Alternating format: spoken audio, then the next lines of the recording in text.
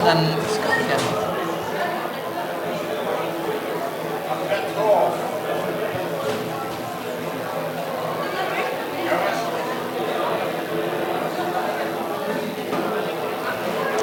Ja.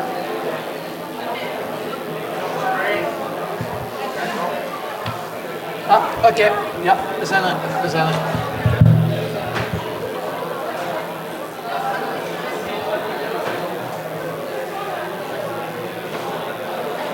Nee, ik vind het niet op YouTube.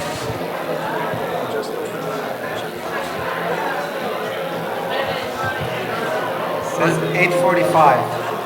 That's not true. Ziet je hem staan? Ziet je hem staan op YouTube? Ziet je hem staan op YouTube? Want we zijn... Dan ziet je hem op YouTube. Zie je hem niet? Do you have to start it or someone else? No, we're gonna start.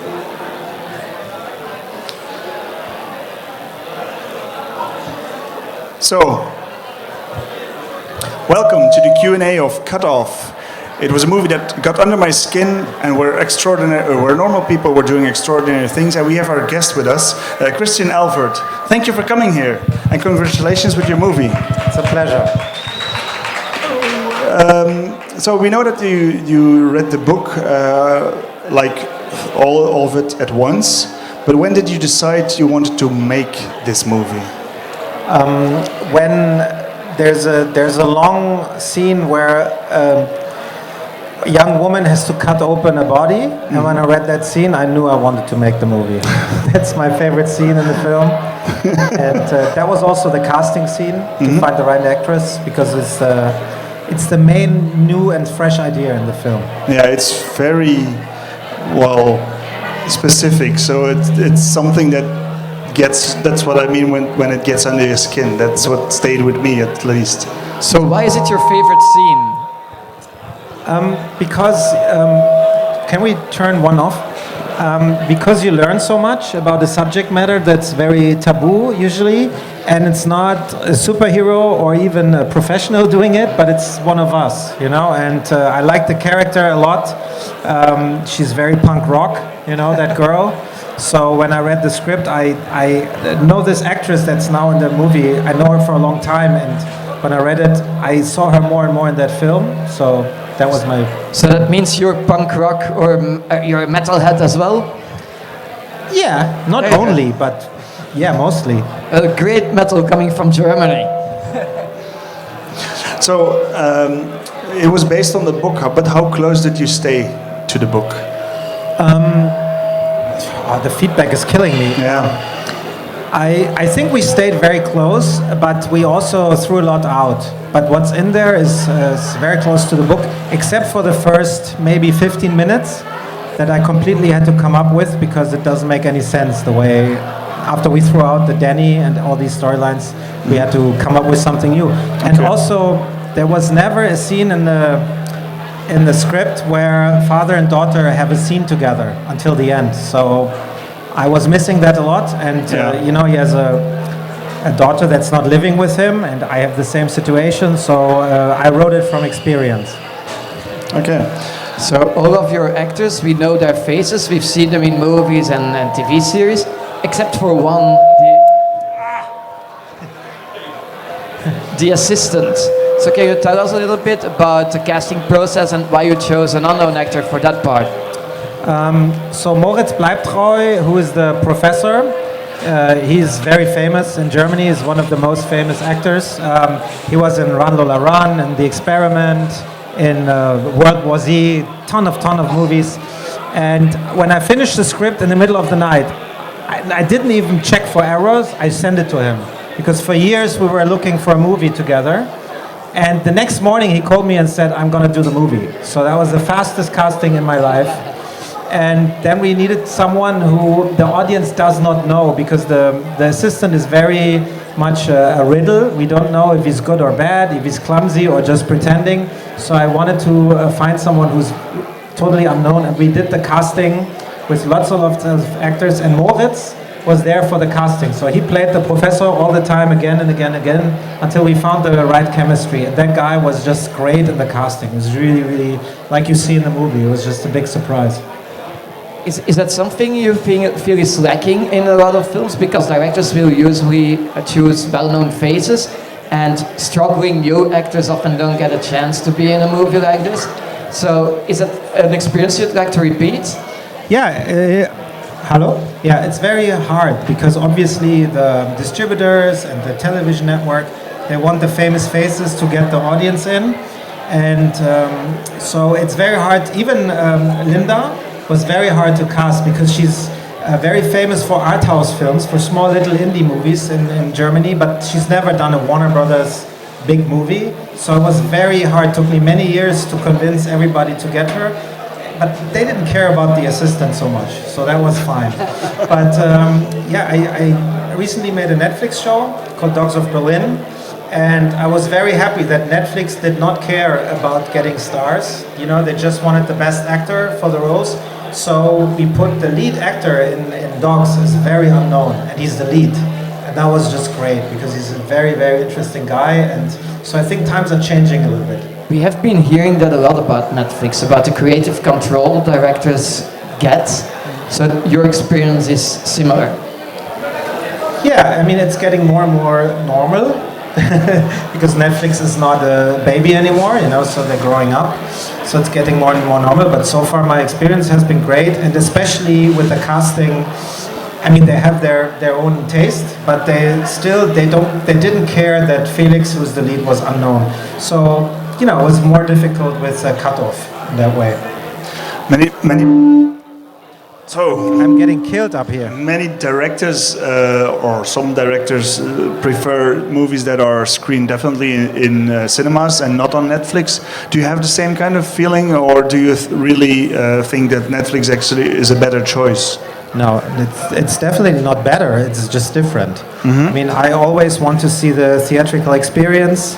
For me, it's a magic moment when the curtain opens, you know, and I don't know what I'm gonna get, and share it with an audience. So that's my favorite way to see things. And I hope that Netflix, who are now very much enemies of the theater, I hope they can find some truth and work together like Amazon does. I don't know. I told them many times that I love the theater experience. I also love physical media, you know, because you never know how countries change, how directors change their opinion. You know, if you have it in your home, they can't take it away from you. So I had lots of discussions because finally, when you work with them, you can tell them something. You know, when you're just a client, it's harder. You were saying that it took a long time to get the cast together, but there's a lot more to making the movie. So how long did it take from start to finish when you read the book until today? Until today? It's probably 4.5 years. I was shooting a movie. I got this book sent. I did not have time for any project. So I thought, okay, I'm going to say no to this project. But before I say no, I should read like 20 pages or something. So I started in the evening, even though I had to shoot at 5 a.m. in the morning. I was like, okay, I'm going to read 20 pages. And then I could not stop. And I didn't sleep that night. And then I said, okay, I want to do it. And then I had to meet the writers to pitch my ideas, because obviously the script, the novel has 500 pages. So you have to have an idea of how to make the film. And they loved it. And then it's probably 2.5 years to get everything together. The money, the cast, not Moritz, but everybody else. Did your actors read the novel, or did some of them read? Nobody read the novel. Oh wow! They liked the script, and they didn't. I think they didn't want to get confused. So no, they didn't read the novel. There's a lot of levels in both the novel and your film. There's the mystery running through the entire story. Did you shoot chronologically, or did you have another way of working to get that sense of mystery throughout the end product after editing? No, I know like 2 or 3 directors in the world who can afford to shoot chronologically. That's not possible. And my movies, usually I have a much bigger taste than I have a budget. So I have to come up with a lot of creative ways to even get what you see. So there's no chance to shoot in an artistic order. You know, I have to use a logistic, practical order. And with a movie like this, I mean, it's a Warner Brothers movie, so we had a bigger budget, but still, I was shooting lots of additional stuff alone with just 2 guys. Like the car driving the stunt, I was going to Czechoslovakia with the DP and one other guy who flew the drone, and I was driving that car through the woods, and it was the scariest thing in my life because it's a very expensive car, and I was doing stunt driving, you know, so that's how sometimes some scenes have a big budget because everybody knows that they're important, but with that scenes, I wanted them, nobody wanted to pay for them, so I just did it on my own. I think of 2 scenes. I can think of 2 scenes that seem like they were really tough to shoot, or they were shot in special circumstances: the ice scene and the helicopter fight scene. So how did you come up with those, and how did you shoot them? I didn't understand the first scene. So the ice scene. Right? The eye? The ice. Ah, scene, the right? ice, yeah. Thinking.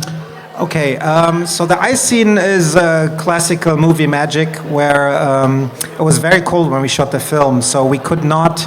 I tried many ways to torture my actor and get him into the water, but every doctor told me it's impossible to shoot that for real. So what we did is the lake that you see is recreated on the parking lot. There's no lake. It's just, you know, everything, the little bush, the pier, everything you see is just built outside on a parking lot because we needed a place that's flat that you can pretend is an ice lake. So we had a company that just built a lake. And then we recreated a part of the set in the stage with warm water, and we did it there, and then we fused it together with CGI. So I was very sad that this is boring. But the helicopter fight, we actually did for real, a lot of it. So we were in the air for a full day. I was DPing with my DP. We were like in the camera helicopter, and the other guys were in the real helicopter, and they were fighting and everything. And then we had to do some stuff for the green screen, for the back screen. We had to do all these crazy moves that the helicopter did, and we had the camera, so we had to do those moves. And I was really, really scared because you can hear the helicopter going like woof, and then it's at the bottom, and you hear the alarm, you know, ground coming, and then goes woof, woof, woof, woof, woof, woof, woof, and you're like, I hope they're making it, and then it makes it again, and it's just really, really intense, yeah. Do they really come to the rescue with a helicopter if you have an expensive car like that? Yes, that's true. That's something when Sebastian Fitzek wrote the novel, when he wrote that, it was fairly new. But now almost all the high-class cars have it. They have a little alarm that goes off when the airbag explodes, and they call someone. And if you're not anywhere where the car can go, they will call a rescue helicopter. Wow. Okay, I need a car like that. Don't do it on purpose, in the movie. The bodies, normally you have dead bodies and they're not that detailed on the inside, but of course you had to be more detailed. How did that go? How did you make that so real? Well, the bodies are I told the line producer, she was calling me early on, and she's like, I read the script and I talked to some special effects guys, and the bodies, they're really expensive. I'm like, yeah, I know. I wrote a script about the bodies. They're like the stars of the movie. So please budget like a star, you know, like you would for the lead actor.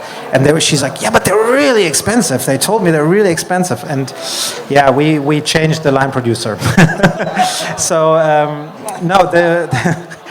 because I was like, that's the wrong person for me. Anyway, so yeah, they're incredibly detailed. They could really be cut open. They had all the muscles, all the tissue. And you know, the guy, Fitzek is the thriller guy, but he wrote it together with Tsokos, who is the real forensic pathologist, very famous. And of course, he would be very disappointed, you know, because he's famous for being this real guy, if anything was wrong.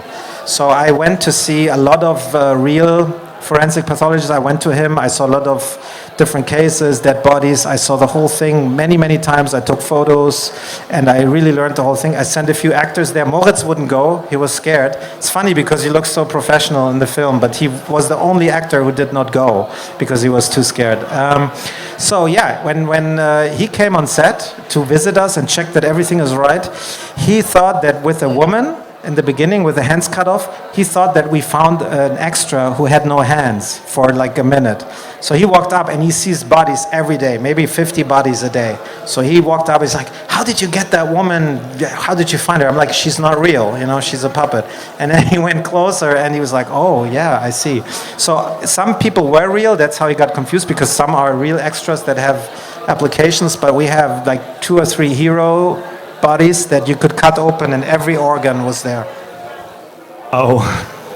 Did that do anything to you psychologically, seeing that many dead people? Were you prepared for the experience? No. And were the actors prepared? It's a very weird, obviously, to see that, but it gets you thinking. It's not like it's scary or you throw up or anything, at least not me, but you start to become somewhat philosophical when you're in the presence of someone who was, like, they would say, oh yeah, yesterday she hanged herself. So you was like, okay, this person was alive yesterday. Now she gets cut open. So that was weird at the beginning, but it was also very calming. And I was I felt like I entered a new world, because I've even made myself, but I've seen 100 times the forensic pathologist with the sandwich, making jokes, you know, having the pizza in the body bag and whatnot. There's many jokes, but in reality, these are really well-trained people. There's a law that you cannot ever do it alone. How many times have I seen a guy alone doing this? It's illegal, and it's almost like a ritual. You know, when the Egyptians had their rituals, we now have a ritual as a civilized society where we spend hundreds of thousands of dollars to train these people, and if there's anything suspicious, they will check, and they check every millimeter of the body. It takes like 4 to 6 hours to do this if it's not complicated. And many people die alone in their apartment, or they kill themselves, and the society, at least civilized society, checks that it was really your wish to die and nobody tried to hide a murder or something. So it was very calming to see that. It was very ritualistic. It wasn't nasty or anything. So the first scene where we see how it's done, that's how it's really done, you know, with all the separate teams and the big tables, and very calm and very quiet and very, serious, you know, no jokes, just very no music, exactly. So you just talked about the stereotype of forensic pathologists eating sandwiches. Yeah. So can you please help us to lift a mystery and tell us why so many directors wear a hat? Because we're big children and we feel young, but we're not. So we're pretending to be young. So maybe there's a question in the audience, and we're also live on YouTube. So if you have a question on YouTube, you can also ask a question in the chat, and we will respond to it as well. But first, we'll go to the audience.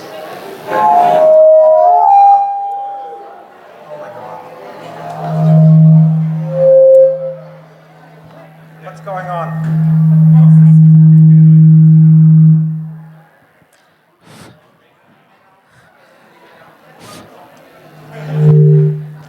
What's going on with this microphone today? Move the microphone, move the speakers all the time. First of all, congratulations for the movie. I liked it a lot. I have one question about the morgue. Do you shoot in a real morgue or do you recreate it? No, it's not real, because the real ones are busy, you know, where we live in a big city. And also I shot most of the scenes on the real island, but there's no cars on that island. So it's very difficult, especially in the winter. Even for us, sometimes an actor would not be able to arrive for a scene because there was real storm. For example, when the son of the mayor has the scene where it says, hey, I'm the son of the mayor, we had to make that up because the real mayor could not get to the island. So it was really difficult. So of course the morgue on the island, just for money reasons, I had to recreate. And the real one where they work in the beginning, it's basically the essence of what it felt like for me to see it, but it's very busy. They have, like I said, they have 40, 50 people a day in there. So, they can't let us shoot there. They offered, because it's his novel and he's the boss. So he's like, yeah, you can shoot here, and Sunday night, 4 a.m. or something, and that's not possible. Any more questions? Yes, hello. I'm sorry, I have not seen your film, but I have read that you have the rights for Captain Future. Is this right? And can you say something about your project? Yes, I still have them. We're pushing really hard to get it made. It's a very expensive project, obviously, and I can't talk too much about it, but there's a little bit of a showdown because I will not have the rights forever, so I will try to get it made before I lose them.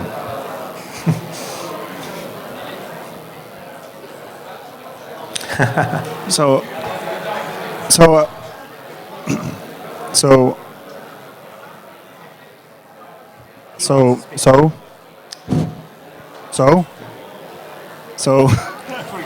I give you mine.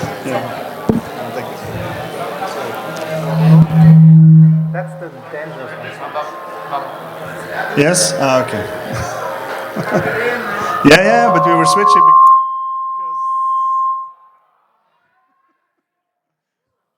So what was my question actually? So I read that as a child you didn't have a lot of chance to see a lot of movies. It turns out that in the end you made up for that. Is that for you a real basis for you of making these kind of movies? Because these are the ones that are probably the most difficult to get permissions for from your parents. No, it's just that I love tension and suspense. You know, it's my favorite feeling in the movie theater is that. And usually with these kind of movies, I was just glued to the screen. You know, when I was a kid, I wanted to be like, you know, really like almost get into there. So it doesn't have to do anything with that. But what it's true that I had some years in my youth where, you know, I was living with very religious grown-ups and they would strictly ban a ton of movies. But then if you get the chance to secretly watch something, you watch a lot and you watch RoboCop. You know what I mean? It gets you, I think it gets you into a very imaginative space. For example, I read, you know, these very cheap books that they write after the screenplay. You know, when the movie comes out, there's a tradition, I don't know if they do that anymore, but to write the book to the film.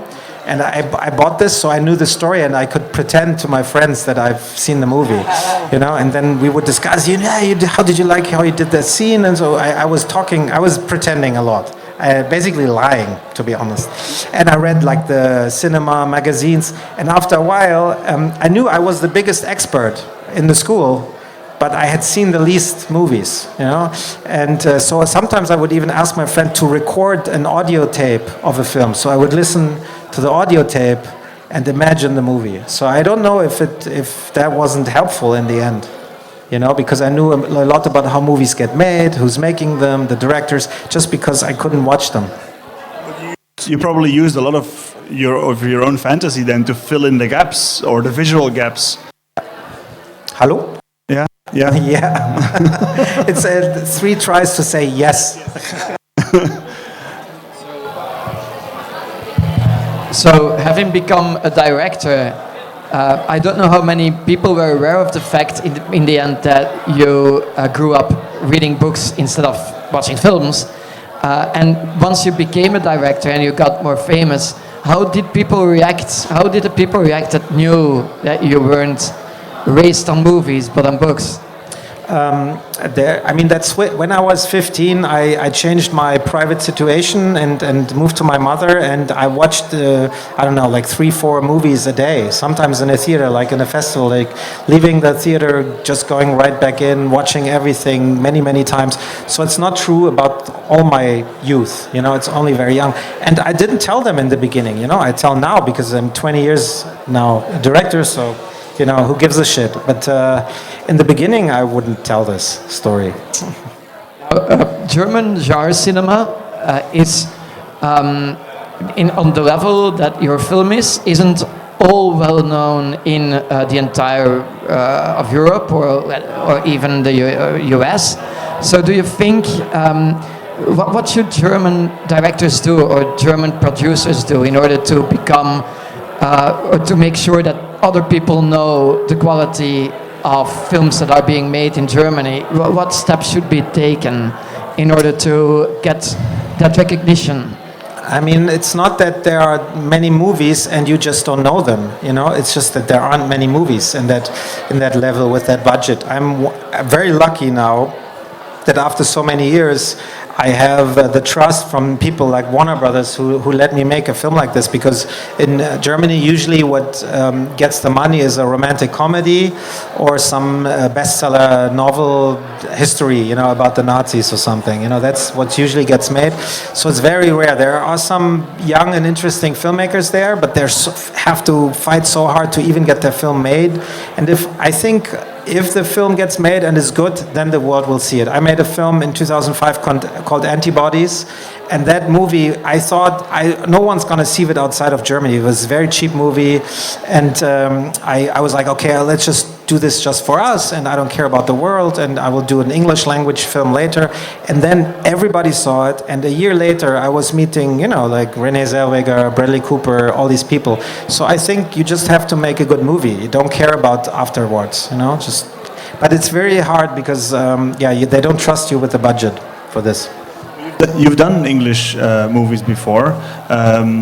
So is that why the reason that you didn't choose to do it again, because it really doesn't matter, or wouldn't have? No, like, for example, I still work with Americans, and for example, I'm really hoping to do Captain Future or Django, you know, the Franco Nero.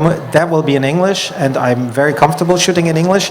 But why would I do something like Cut Off, which is a German novel, you know, which is really cool to do it in German I saw the subtitles for the first time, and they were pretty good. But there's a ton of character, little words they use that they cannot translate because it has to be fast and cut down. So the characters are like 30-40% more deep in the original language than they are in the translation. So I would never shoot this in English. It depends on the project. That makes sense. Yeah. So we've talked about Captain Future for several times now. So can you elaborate, because not everyone knows the property, and you do have the license right now, so maybe it's time to plug that so you can actually find more money and get that film produced as well. Yeah, it's actually harder to find money when you talk publicly about something. So it's not really helpful if I speak a lot about it. Perhaps just shut up. Yeah, it's called Capitaine Flamme in France. So I think people know. At least if you're my age, then you know it in France, in Italy, in Spain, in Germany, and Japan. Those were the markets where it's very well known. The anime from the 80s. So I grew up with it as a kid. I loved it. I had all the action figures. I had the Panini sticker album. You know, it's just I don't know. When I was like 8-9 years old, I was having dreams with Captain Future in them. So it's very dear to my heart. But it's it's expensive. Yeah, I think a lot of us. I think a lot of us can still sing the French language theme song. Yeah, but the German's better. So yeah, go ahead. It's not a song. It's just the music. But I have a theory with Captain Future that it's the most popular where the music is the best. Germany, you will see, is the most popular there, and it's the least popular where the music is bad. Like in the United States, the music was very, very cheap and bad, and it's not popular at all. So I think because back in the day, they didn't have the IT file, they just re-recorded all sound. Not just the language, but also the music, the sound effects. So it's very different in every country. And I've seen from all the countries because I'm working on this. And France is pretty good. It's probably the second best.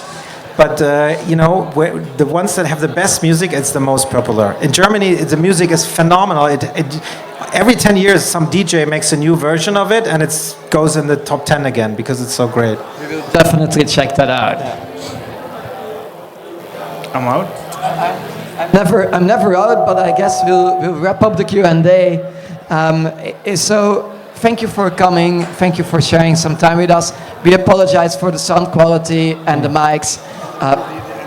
And the little delay because of the introduction. But thank you very much for coming. Also the people on YouTube, thank you very much. And see you next time. Bedankt om te komen. Nog een heel leuke laatste dag tot de slotdag van het BIF. Alors, merci pour venir. Il y aura une petite séance de dédicace. Dus jullie kunnen nog handtekeningen krijgen hier. You can still come up and get some autographs. Thank you.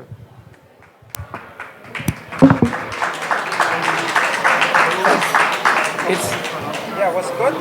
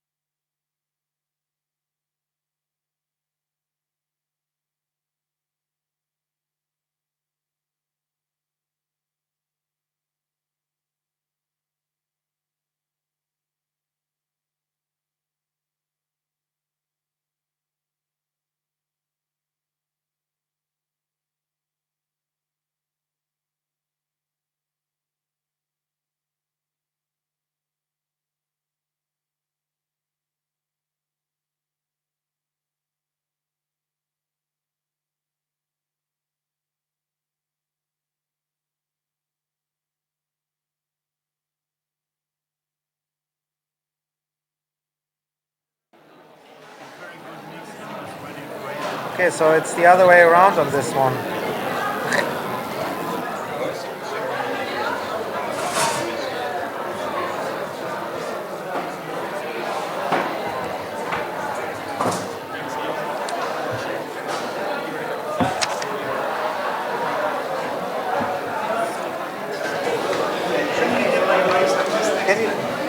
Can you give me the pen for one more? Let me get it back in a second.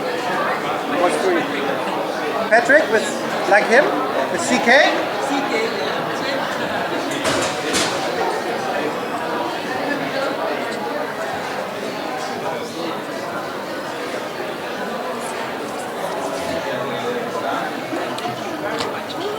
Hat Problem.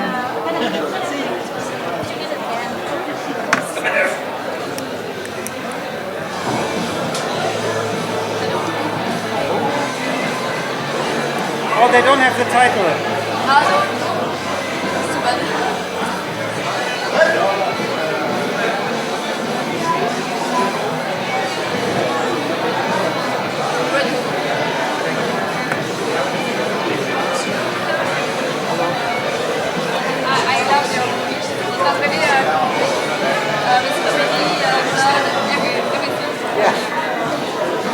That's why I wanted to make it. I had everything.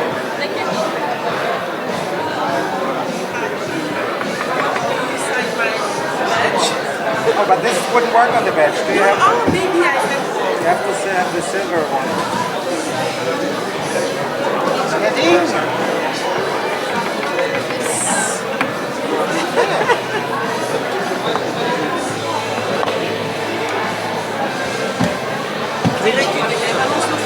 Natuurlijk.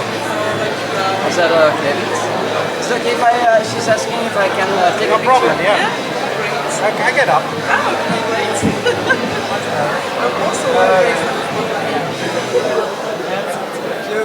Yes. Metal is forever! Thank you. Thank you. By the way, the license, the Captain Future license, is that just a film or is it also merchandising and gaming? It's if it's based on the films, then it's also merchandise. But I can't do the merchandise based on the anime, for example. I'd love to do the tabletop. I'd love to do the tabletop role-playing game for the I'll send you a link. Congratulations for your great movie. You have many quality. You're thinking in the part 2, part 3, part 4, part 5? the novice have the secret, but someone else can. Okay. I don't want to do that. Your character is so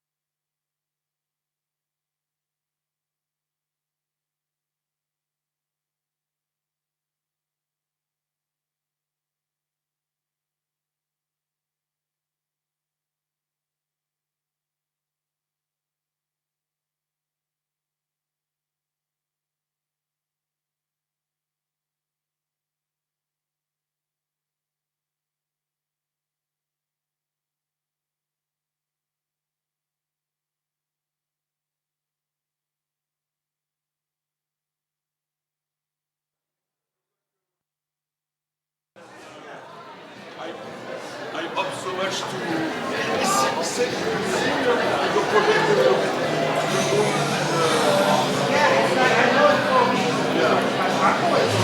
Okay. I hope so much